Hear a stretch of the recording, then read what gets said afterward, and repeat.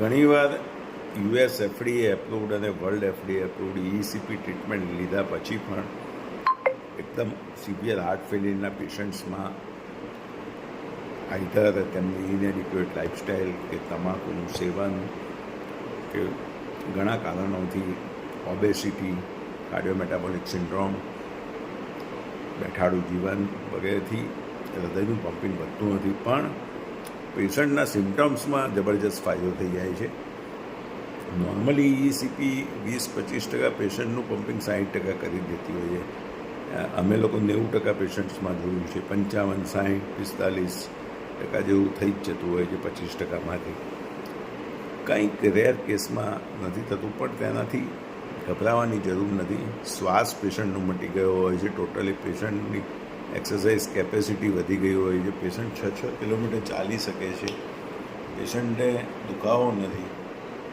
એટલે એ બતાવે છે કે પેશન્ટને સબ્જેક્ટિવ ઇમ્પ્રુવમેન્ટ જબરજસ્ત કોલેટરલ્સ ડેવલપ થવાથી વાસ્ક્યુલર ગ્રોથ ફેક્ટર દ્વારા જબરજસ્ત થયું છે.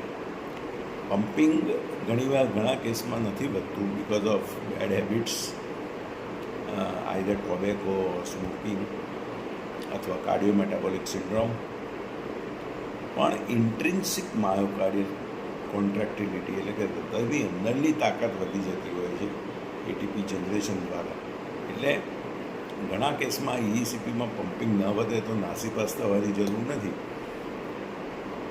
માંડ 1-2 કેસમાં એવું થતું હોય છે, પણ તે પેશન્ટ્સને બી જેનું પમ્પિંગ વધ્યું છે એટલો જ ફાયદો સબ્જેક્ટિવલી થાય છે, કારણ કે અંદરની ઇન્ટ્રિન્સિક માયોકાર્ડિયલ કોન્ટ્રાક્ટિલિટી વધી જતી હોય છે. એટલે સબ્જેક્ટિવલી તમને જબરજસ્ત ફાયદો થયો છે. એટલે કંઈક કોઈ વાર પમ્પિંગ ન વધે તો ગભરાવાની જરૂર નથી. આપણને સબ્જેક્ટિવલી અને લેબોરેટરી પોઈન્ટ ઓફ વ્યૂ આપણા ઇન્ફ્લેમેટરી માર્કર્સ એ બધું આપણું ઇમ્પ્રૂવ થઈને આવે.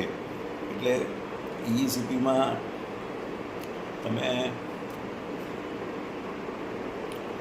LVEF એક જ ટેસ્ટ નથી, થીલિયમ સેસ્ટાનમી બી માયોકાર્ડિયલ વાયોબિલિટી સ્કેન પણ એક ટેસ્ટ છે, તે પણ કરાવવો જોઈએ. એટલે હૃદયના કયા ભાગમાં પમ્પિંગ બ્લડ ફ્લો ઓક્સિજનવાળો મળે છે.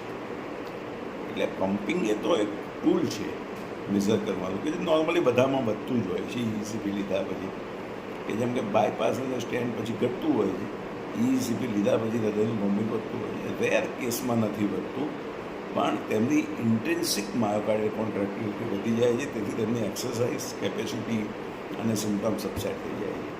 એટલે બંનેને ફાયદો તો થયો જ છે, પણ ઘણાને EF due to their habits અથવા કાર્ડિયોમેટાબોલિક સિન્ડ્રોમ અથવા ડાયાસ્ટોલિક ડિસ્ફંક્શનના હિસાબે અથવા સિસ્ટોલિક ડિસ્ફંક્શનના હિસાબે ઘણીવાર પેશન્ટ એક્લેટેમાઇઝ ન થાય તો નથી વધતું.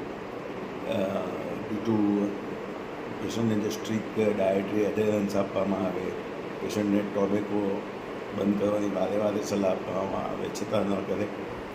પણ તેમાં ગભરાવાની જરૂર નથી. નવેસરથી ટોબેકો બંધ કરી, વજન ઉતારી, ફરી દવાનો કોર્સ રેગ્યુલર લેવાનો, વોકિંગ કરવાનું, અને ફરી 3 મહિના પછી ECPનું સાચું રિઝલ્ટ મળે તમને. તરત અત્યારે જે બધા કરાવે છે કે ECP કરાવીને તરત ઇકો કરાવી લે, ખરેખર સાચું રિઝલ્ટ રિવાસ્ક્યુલરાઇઝેશનનું 3 મહિના પછી તમને મળે. એટલે 3 મહિના પછી ઇકો કરાવવાનું.